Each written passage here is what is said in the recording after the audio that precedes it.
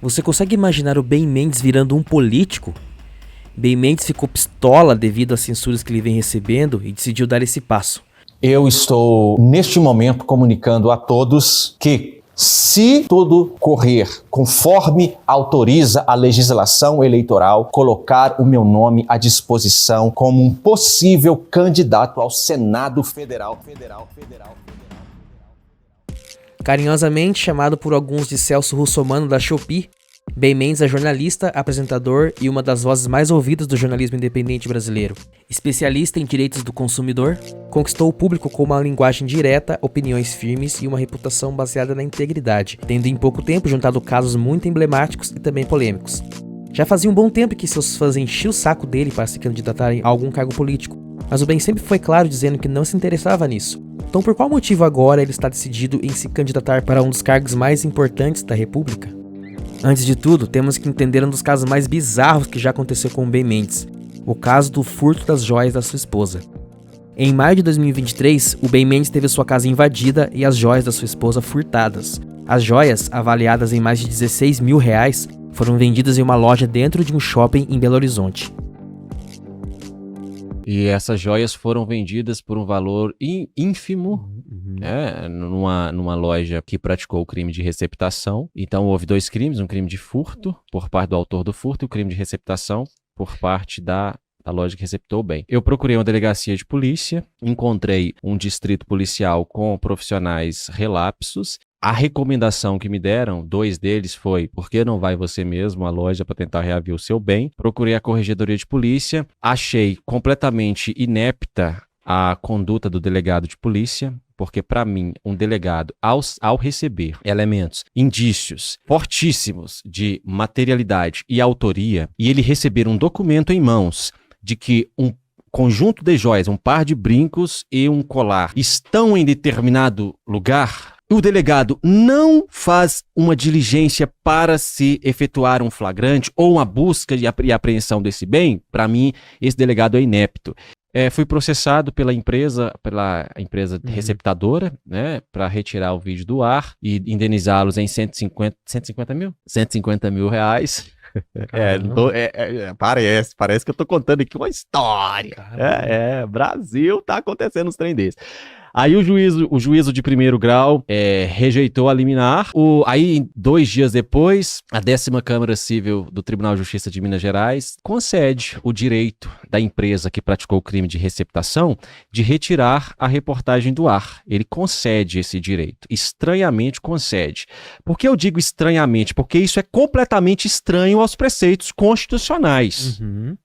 Os preceitos legais. Liberdade de expressão eu estava exercendo, denunciando a inépcia de autoridades públicas e o que tinha acontecido na minha casa. E aí, um desembargador que deve ser um juiz mais experiente, porque ele trabalha no 2º grau de jurisdição, e o desembargador conhece toda a legislação, pelo menos a gente espera que ele conheça a legislação, ele dizer que o conteúdo da minha reportagem é potencialmente ofensivo e determinar a retirada do ar desta reportagem, isso precisa gerar uma irresignação. E a irresignação aconteceu, e nós subimos ao Supremo Tribunal Federal, né?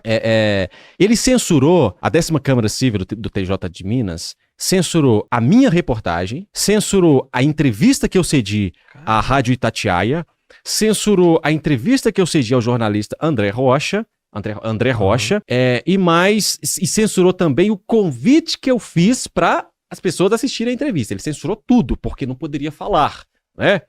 O pai tem que afastar o tempo todo esse cálice, né? E o Supremo Tribunal Federal fez o papel de pai. E o ministro Luiz Roberto Barroso do Supremo afastou essa censura imposta pela 10ª Câmara Civil e determinou a retomada, não republicação, mas a retomada dos vídeos ao ar. Bom, como deu para entender, o Ben Mendes nessa história saiu de vítima para criminoso. Foi condenado em primeira e segunda instância a pagar todos os danos e prejuízos que a loja supostamente tenha sofrido pela divulgação desses fatos na mídia, até que subiu para o Supremo Tribunal Federal, que derrubou a decisão. As reportagens da Ronda do Consumidor se apoiam principalmente no pilar específico da democracia, a liberdade de imprensa. A censura é fortemente combatida pelo Brasil. Geralmente, quando o Ben Mendes é censurado nas primeiras instâncias, o STF retira a censura. Só que isso vem acontecendo direto. Esse é um dos motivos de que ele está cogitando a possibilidade de concorrer a uma vaga no Senado.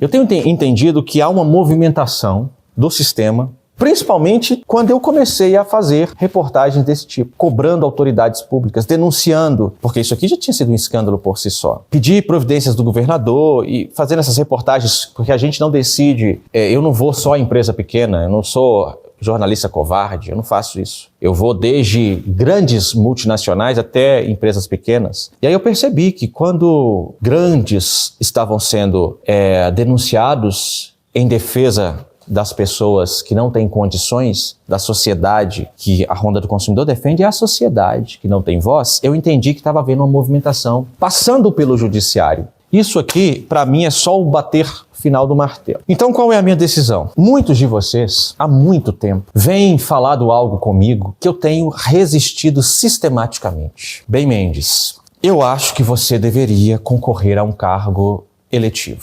Senador pelo Estado de Minas Gerais, senador da República, eu acho que você deveria. Porque você está batendo de frente com o sistema e você está conseguindo, mas você é um jornalista, uma hora eles calam a sua boca. Você precisa de mais autoridade. Então hoje, diante de todos vocês, eu digo que eu estou, neste momento, comunicando a todos que contra a minha trajetória, que eu já disse várias vezes que eu não gostaria disso, eu me coloco à disposição para que o ano de 2025, aliás, seja um ano de observação, de oração, de busca por entendimento, se tudo correr conforme autoriza a legislação eleitoral, colocar o meu nome à disposição como um possível candidato ao Senado Federal, porque eu quero ver alguém fazer uma coisa dessa aqui com o senador da República. Isso aqui tá claro que isso aqui foi feito porque é o Ben Mendes. Isso aqui é casuístico. Isso aqui tá claro. É porque o Ben Mendes é só um jornalista que tem muito apoio nacional e internacional, mas é só um jornalista. Agora, eu quero ver isso aqui se o Ben Mendes fosse um senador da República, porque aí é Estado denunciando Estado, é um senador protocolando ofício e o CNJ, Conselho Nacional de Justiça, precisando atuar e entender o que o juiz Carlos Márcio de Souza Macedo, tem a ver com essa situação aqui no sentido de condenar um jornalista que teve o aval do Supremo Tribunal Federal para fazer a reportagem, ele desconsiderar a decisão do Supremo, ele desconsiderar o estado de vítima desse jornalista e da sua mulher, premiar com a condenação pessoas a indenização que nem limite se tem. Temos que lembrar que o Senado Federal é uma das instituições mais poderosas do país. Senadores aprovam leis, fiscalizam o executivo e influenciam diretamente o rumo da nação. Quando uma figura pública entra na política, a sua imagem é colocada em xeque. O que antes era admiração pode se transformar em cobrança intensa, cobrança por resultados, coerência e posicionamentos claros. E essa nova pressão pode desgastar até a imagem mais sólida. Não é difícil lembrar de exemplos como Tiririca, eleito deputado federal com milhões de votos, enfrentou duras críticas ao longo do mandato, sendo questionado quanto à sua atuação real. E o Romário, outro ídolo popular, também viu sua imagem ser afetada ao longo da carreira política. Todos eles são amigos de Romário e fizeram campanha à reeleição do senador naquele mesmo ano. Lembra também do Silvio Santos quando tentou concorrer à presidência? Já tem em que votar, Silvio Santos 26, pra tudo melhorar. Silvio Santos 26, indeciso eu não sou mais. Silvio Santos 26. Ele era o favorito e foi impedido. Ele acabou abandonando a ideia de virar político posteriormente, pois a paixão dele era a televisão. Algumas pessoas falam que se ele tivesse sido um político, ele não teria o mesmo legado que ele teve. Na minha opinião, o Silvio, que era um visionário, sabia disso e decidiu abandonar essa ideia de virar político. O brasileiro gosta de votar em pessoas famosas, a política está cheia deles, mas a verdade é que vivemos um período político muito conturbado. Será que o Ben Mendes está preparado para enfrentar esses desafios? Ele não deveria seguir o exemplo do Silvio Santos e abandonar essa ideia? Por outro lado, seria bem interessante o Ben Mendes lutando por nós lá no Senado com o mesmo empenho que luta pelos consumidores lesados. Seria interessante também ele ter a carta "Sou senador" na manga nas suas reportagens. Alguns poderiam chamar isso de carteirada, né? Outros de estratégia. Vamos acompanhar nos próximos capítulos dessa saga. E você, acha que o Ben Mendes deveria se candidatar? Ou acha que ele pode fazer mais fora da política? Deixa aqui embaixo nos comentários que eu quero saber. Se você gostou dessa análise, curta e se inscreva no canal. A gente se vê no próximo vídeo.